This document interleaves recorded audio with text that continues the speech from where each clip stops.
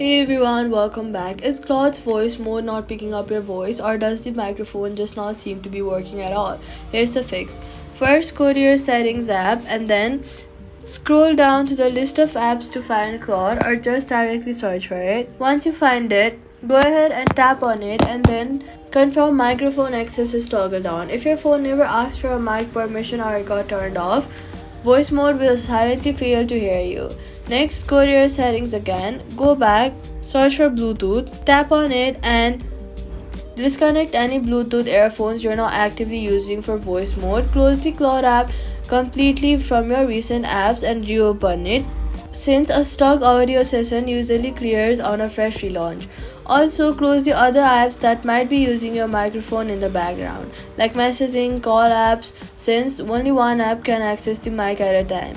If it's still not working, restart your phone completely to release this microphone hardware. So all you've got to do is check mic permissions and settings, disconnect straight Bluetooth, force close and reopen, close other mic apps, voice mode works again, and that's it. Subscribe.